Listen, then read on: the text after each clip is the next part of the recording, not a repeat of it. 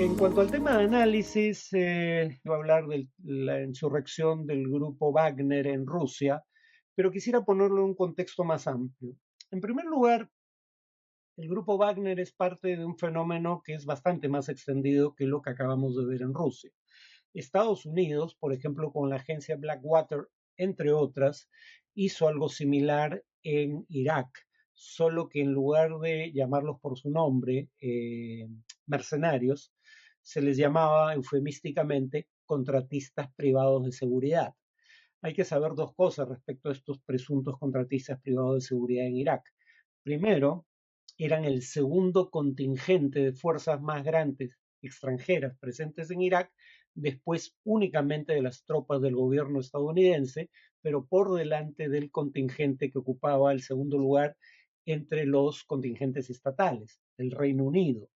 Y aunque el gobierno de Estados Unidos alega que, y por eso no los llama mercenarios, sus funciones en Irak eran de logística, capacitación y resguardo de instalaciones, en la práctica han sido acusados infinidad de veces, y hay evidencia de ello, de dispersar violentamente manifestaciones en Irak, de participar en torturas que no efectuaron contratistas privados de seguridad, pero sí miembros de las fuerzas regulares norteamericanas, hecho perfectamente comprobado en centros de detención como Bagram, aunque creo que Bagram era más bien en Afganistán, pero digo, también hubo centros de detenciones en Irak donde hubo tortura, y en las torturas estaban presentes contratistas privados de seguridad, entre otros del grupo Blackwater, por no mencionar su participación en confrontaciones armadas, en las cuales murieron algunos contratistas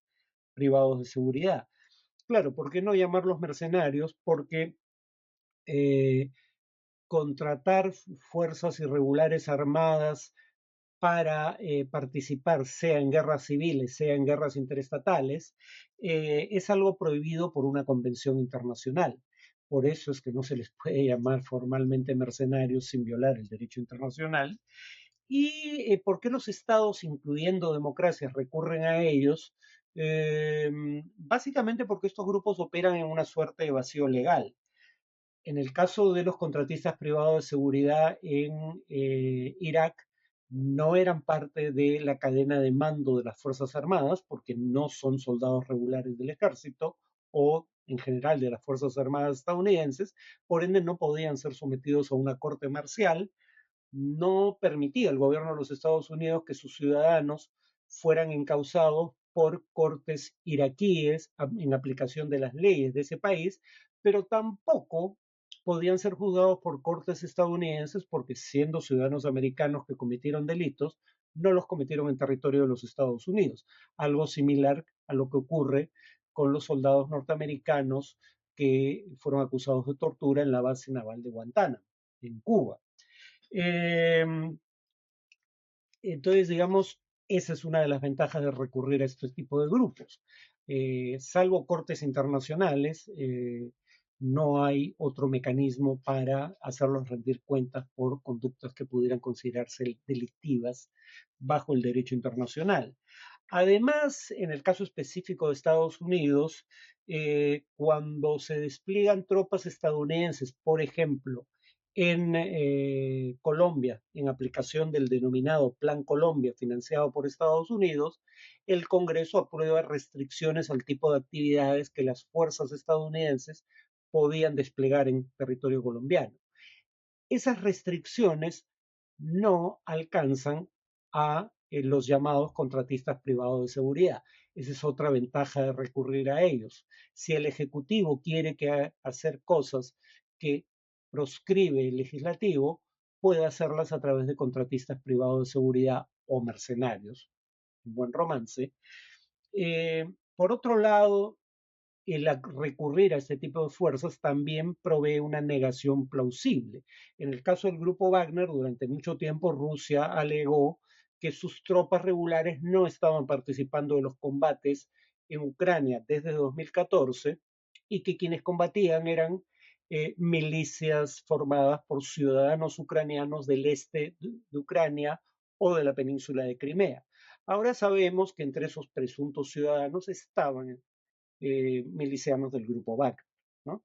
De hecho, esa fue su presentación en sociedad, su participación en combates en Ucrania en 2014. También hay el ejemplo de las fuerzas de despliegue rápido en Sudán, en donde el dictador Omar al-Bashir pretendía que al utilizar una fuerza irregular armada que no era formalmente parte de la estructura de mando o de la cadena de mando de las Fuerzas Armadas regulares, podía alegar que no era responsable de las acciones de este grupo que cometió crímenes de guerra, lesa humanidad y genocidio en la región de Darfur, en Sudán, ¿no? Y que los está cometiendo hoy mientras hablamos en el mismo país en la guerra civil en curso. Eh, Ahora, eso no le sirvió en lo absoluto a Omar al-Bashir, que de cualquier manera terminó encausado por esos crímenes, pero ese era el propósito de apelar a una fuerza irregular armada. Cometen crímenes que luego el Estado niega haber cometido porque dice que no son fuerzas regulares de su ejército. Por último, aunque esto no es tan importante en el caso de Rusia, estos grupos irregulares armados, cuando son formados o contratados por estados, por gobiernos, tienen como propósito servir como guardia pretoriana que protege al gobernante o al régimen de turno, no al Estado en su conjunto. No son en ese sentido fuerzas nacionales. Es el ejemplo de la Guardia Revolucionaria iraní, y en el caso de Siria, la Guardia Republicana, por ejemplo, ¿no? O la Cuarta División Acorazada, ya propiamente es así parte de las Fuerzas Armadas Regulares de Maher al-Assad. Ahora, los grupos que acabo de mencionar sí están dentro de las estructuras formales de las fuerzas de seguridad de Irán e Irak, pero, repito, son más una guardia pretoriana que, como las así llamadas guardias pretorianas de la antigua Roma, protegían al emperador, no al Estado romano. Algo similar ocurre aquí. Eh, para concluir por hoy, volveré a este tema y hablar estricto sensu de lo que ocurrió en Rusia el domingo pasado. Eh, el problema con algunos de estos grupos, como el grupo Wagner, es que obtienen financiamiento a través de participación directa en actividades extractivas generalmente, o sea, minería, petróleo o gas.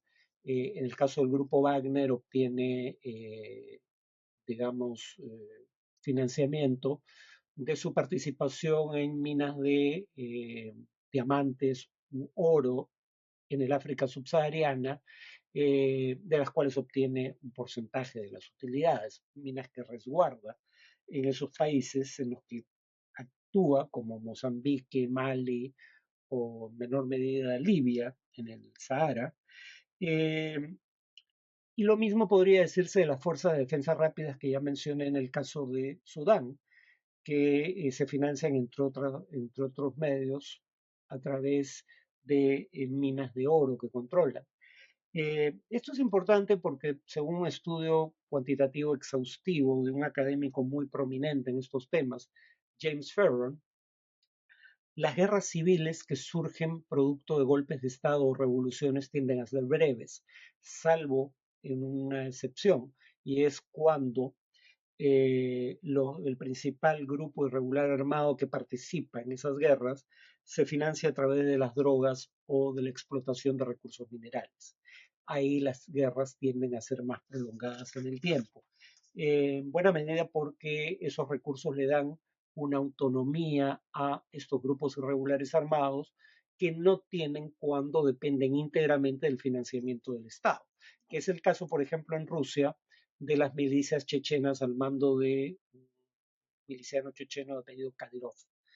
Pero no es el caso del grupo Wagner, que tiene, como acabo de indicar, fuentes de financiamiento que provienen de actividades extractivas en el África, no en Rusia o Ucrania. Y claro, alguien podría decir, pero bueno, de cualquier modo, los oligarcas rusos tenían fuentes de ingreso que provenían del exterior. Pero claro, para tener influencia en la política rusa tenían que tener parte de esos recursos en Rusia para poder utilizarlos de manera proselitista.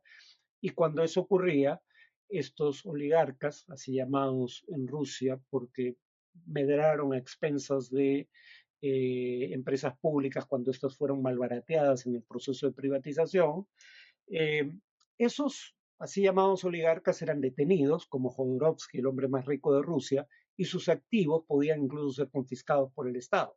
La diferencia con grupos como Wagner es, uno, buena parte de sus activos están fuera de Rusia, fuera por ende del alcance del gobierno ruso, pero además, a diferencia de Jodorowsky, que tenía recursos económicos, pero no capacidad de resistir militarmente en los intentos de detenerlo, el grupo Wagner es una milicia con una fuerza militar propia.